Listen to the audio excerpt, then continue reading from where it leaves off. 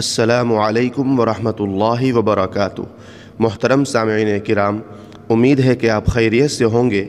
اللہ آپ کو ہمیشہ خوش رکھے۔ محترم سامعین کرام، گیان واپی مسجد کے تعلق سے انتہائی افسوسناک خبر آ رہی ہے۔ بری خبر کیا ہے، اس کو جاننے کے لیے ویڈیو کو آخر تک ضرور دیکھیں۔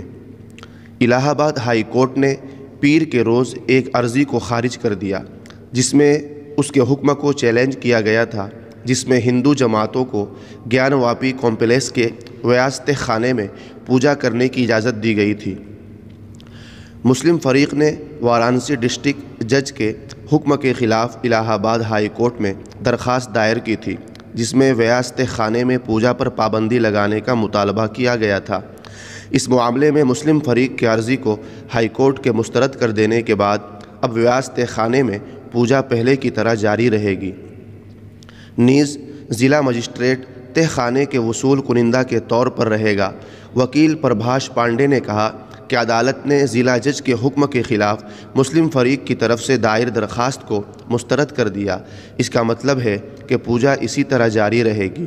ڈسٹرکٹ مجسٹریٹ تہ خانے کے وصول کنندہ کے طور پر جاری رہے گا۔ یہ ہمارے سناتن دھرم کی ایک بڑی فتح ہے۔ پوجا جاری رہے گی۔ ہائی کورٹ کے اس فیصلے کے مطابق ضلع جج نے گیان واپی پر جو حکم دیا ہے وہی رہے گا۔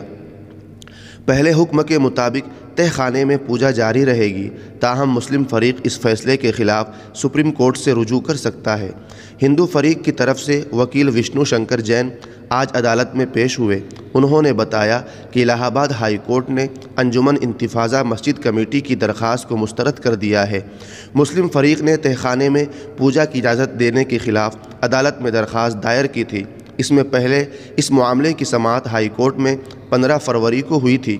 فریقین کے دلائل کے بعد عدالت نے فیصلہ محفوظ کر لیا۔ 31 جنوری کی ڈسٹرکٹ کورٹ کے حکم پر مورتی کو تہ خانے میں رکھ کر پوجا کی جا رہی تھی، جس کے خلاف مسلم فریق سراپا احتجاج ہے۔ مسلم فریق نے وارانسی ڈسٹرکٹ جج کے حکم کو غیر آئینی قرار دیا تھا۔ اس کے بعد معاملہ ہائی کورٹ تک پہنچا۔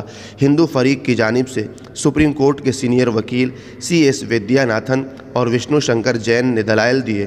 اسی دوران مسلم کی طرف سے وکیل سید فرمان احمد نقوی اور ایڈوکیٹ پونیت گپتان نے اپنا کیس پیش کیا۔